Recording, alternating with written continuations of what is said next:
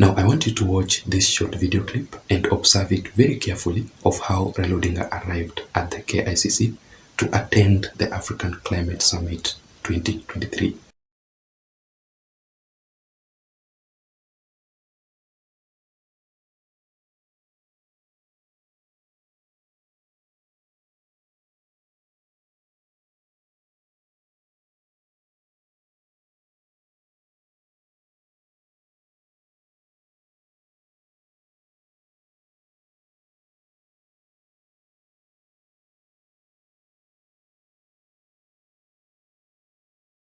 So this is exactly what happened during that particular event. As the Deputy President of Kenya, His Excellency Rigathi Gachagua, was receiving the United States Special Envoy, the foreign dignitaries together with the foreign diplomats, including the heads of states from different countries, Rigathi Gachagua was shocked to see Raila Odinga arriving for that event. And of course, Rigathi Gachagua being a national leader, the second in command, he had to put his political differences aside together with Raila Odinga, and he had to smile and give Raila Odinga a warm welcome. But there was the change of protocol that was effected immediately, which in my considered opinion, I strongly believe that this change of protocol was orchestrated to block Raila Odinga from attending this event again. So let me just read for you this statement that was released. It says, September 5th, 2023 for immediate release. Change of protocols for accessing KICC for the African Climate Summit 2023. Following the routine review of the security arrangement of ongoing African Climate Summit 2023 at the KICC, the Security Protocol and Accreditation Subcommittee wishes to inform the distinguished delegates about the following changes to the protocols for accessing the venue. Number 1, access to Savo, Abadeas and Lenana ballrooms will only be granted to the delegates accredited to enter the first ballroom, in brackets Savo. Secondly, the rest of the delegates will access the venue through the entrance along Parliament Road. Thirdly, all ministers, both local and foreign principal secretaries and diplomats, corps, will access the venue through the entrance along Harambee Avenue. And fourthly, the presidential motorcades will access the venue through entrance along City Hall.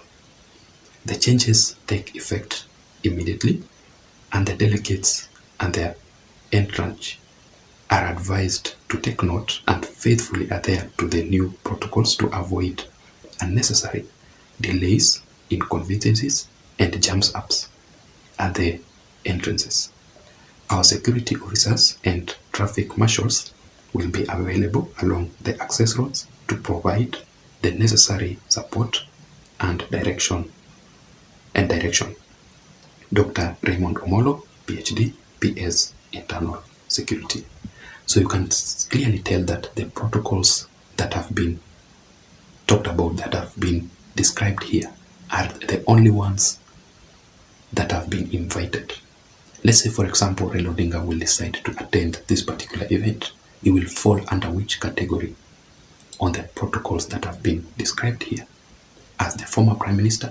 But in my considered opinion, the reason as to why Raila Odinga had to attend this particular event, it is simply because of the ongoing dialogue between Kenya Kwanza and Azimio. Let's say, for example, William Ruto had not allowed the dialogue to happen.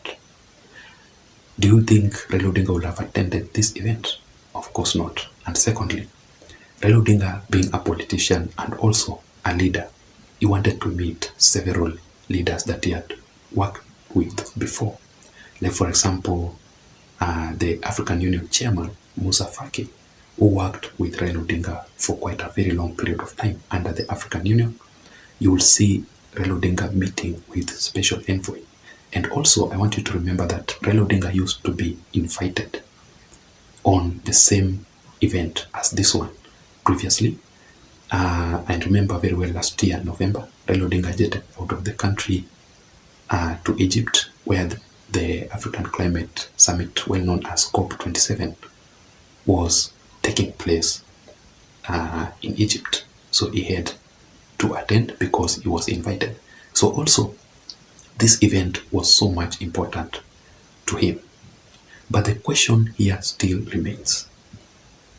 Why is it that I did not see the Azimio La Umoja Alliance principles? Where was Martha Karua? Where was Kalonzo Musyoka? Why was Raila Odinga alone? Why was he not accompanied by any of Azimio La Umoja Alliance leaders? That is what we are going to look at it extensively. But before that, just in case you are here for the first time, or maybe you're watching this particular video, yet you haven't subscribed, I'm just requesting you to please take a second or two and subscribe to my channel. You can also give this video a like, because if you do that, YouTube will automatically recommend this video and this entire platform to reach out to others. To my returning subscribers, I also want to appreciate you for your continued support. Basically, without the support, this channel cannot be where it is currently.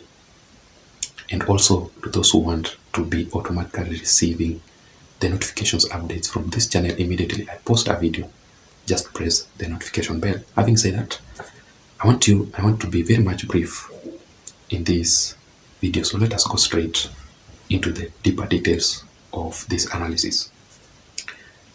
In my considered opinion, one of the reasons as to why the Azimio leaders refused to accompany Raila Odinga, it is simply because they were not invited. This particular event was not meant for Azimio La Umoja Alliance. And that is why Raila Odinga in that particular event was never recognized, because he was not invited. Secondly, Raila Odinga was not allowed to issue a speech. Majority of people here in Kenya thought that Raila Odinga would speak in that particular event. Like, for example, let me just read for you this statement that was issued by the Nairobi Women Rep, Esther Passaris, who says, Raila Odinga has arrived at the African Climate Summit 23, underscoring his commitment to addressing pressing climate challenges in Africa. So, and Raila Odinga was to talk about the desertification, talk about the floods and various climate issues that are affecting Africa. But he was not given an opportunity, he was denied an opportunity or a chance to issue any speech, because the schedule had already been prepared and it was taking effect. It was so hard for William Ruto to change the protocol and allow Raila Odinga to speak. So that is why they refused, they did not accompany Raila Amolo Odinga. Secondly,